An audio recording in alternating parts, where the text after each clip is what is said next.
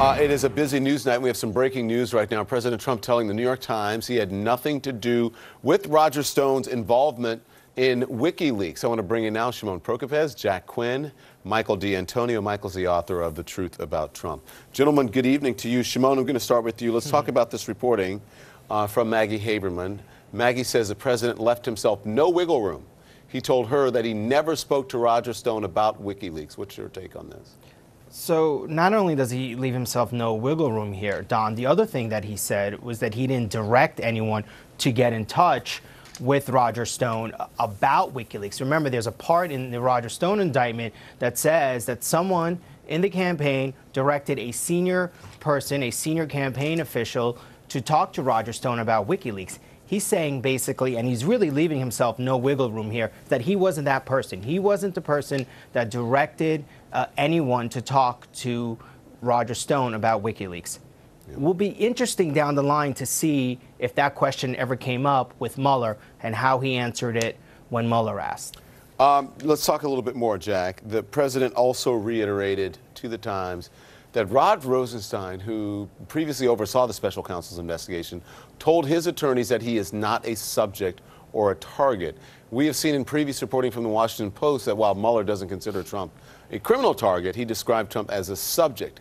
Can you explain the significance here? Well, you know, a target of the investigation is somebody that the prosecutor, in essence, is determined to indict, or very close to that determination. A subject is somebody who is intimately involved in the transactions at issue, and who could become somebody who later on is identified as a target. So, I mean, it doesn't surprise me that the Deputy Attorney General would say at this or some earlier stage of the investigation that the president is not a target of the investigation or even a subject. But, you know, we're sort of getting ahead of ourselves here. I mean, Bob Mueller has a lot of work to do. Let's remember that the mandate here was not to gather evidence about Donald Trump. The mandate was to determine whether there was coordination between the Trump campaign and Russia in the 2016 election. Mm-hmm. Now, we have had, you know, any number of indictments of people who were part of that campaign, like the campaign manager, the deputy campaign manager, the president's personal counsel, the national security advisor during the transition and later in the White House, and they've all been indicted. What were they indicted for? They're indicted for lying. What kind of lies? Lies about Russia.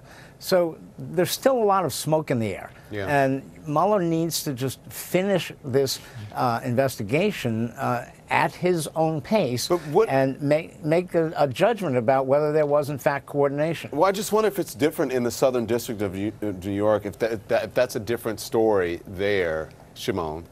It is a different story, and we have that in paper and documents that have been filed by the Department of Justice where they've implicated the president in the hush money payments. And Michael Cohen, when he pleaded guilty to those charges, came out of his mouth as well that he was directed by the president, by the then candidate Donald Trump, to make these payments. So in SDNY, in the Southern District of New York, he has been implicated in a crime. It's very different in terms of the Mueller stuff, because there's nothing to date, nothing in the public record that indicates that the president was involved in any illegal activity. Okay. Michael, I want to bring you in now, but I want your reaction on this part of the interview, and let me read here. It says, at one point he scoffed at the notion that he was making money from the presidency, calling the job a loser financially. I lost massive amounts of money doing this job, he said. This is not the money. Of the great losers of all. This is one of the great losers of all time. You know, fortunately, I don't need money. This is one of the great losers of all time. But they'll say that somebody from some country stayed at a hotel, and I'll say, yeah, but I lose. I mean, the numbers are incredible.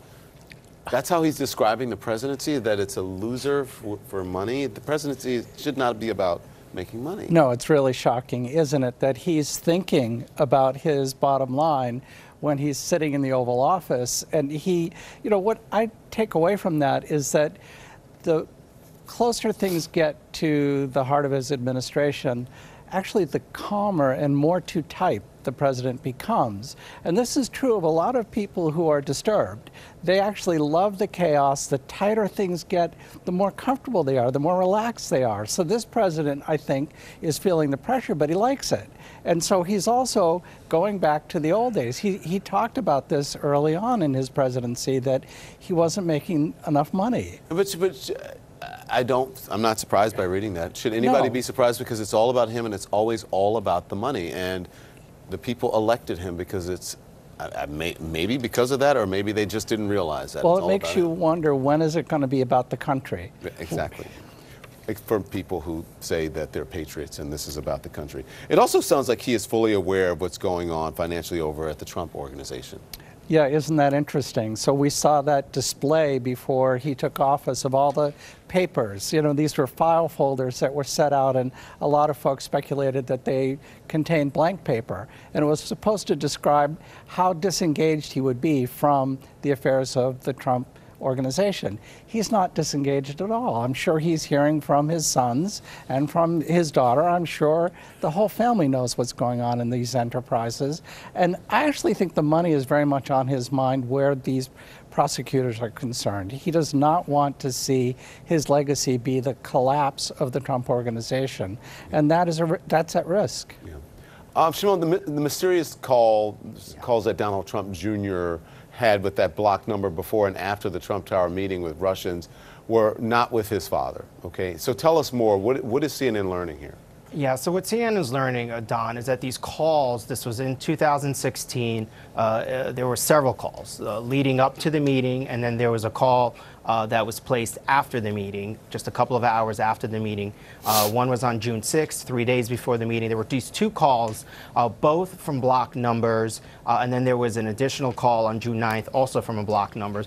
And members of Congress, when Don Jr. had appeared before them, were asking questions about these calls. And Don Jr. Didn't recall who they were with. He didn't answer some of the questions. The whole point of this was that members of Congress wanted to see if he was talking to his father, Donald Trump, about this meeting. And so they were a little suspicious. And finally, they have the records, and now they see, well, hey, you know what? This wasn't with his father, as we may have thought or suspected. And obviously, the bigger point in all of this is they're trying to find out if Donald Trump had any advance notice of this meeting with the Russians, which turned into all about, you know, dirt on Hillary Clinton. First it was going to be about adoption, then it was Hillary Clinton dirt. So it turned into a meeting that they should not have had.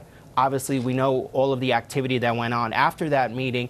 So members of Congress were trying to use this to perhaps see if he did, in fact, give his father advance notice. And it turns out, at least from these calls, we can't tell. Okay, Could so still be. Let's talk a little bit more about that, Jack, because this is good news for Don Jr., but it's one of many things in question. For starters, again, the president's son still had a meeting with Russians to get dirt on Hillary Clinton. There is that fact. Yes, and look, just as proof that he had had a conversation with his father would not necessarily have implicated his father in getting dirt on Hillary Clinton, on some kind of involvement on his part with the Russians at that point in time. This conclusion that he was talking to someone else about business matters speaks only for that point. And I'm glad for Don Jr. that, this piece of evidence is not going badly for him.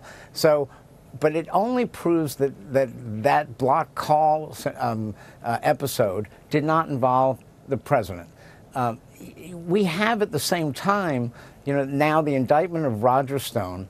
Those indicting papers indicated that a senior campaign official was directed by someone to get in touch with Stone and help make a link between the campaign and Stone, Assange, WikiLeaks. Yeah. That's the kind of linkage, that's the kind of coordination that speaks directly to the mandate that Robert Mueller is operating under. Right. And I think that is vastly more important, whichever way it comes out. It's vastly more important than this block call episode. Right. Thank you, gentlemen. I appreciate your time.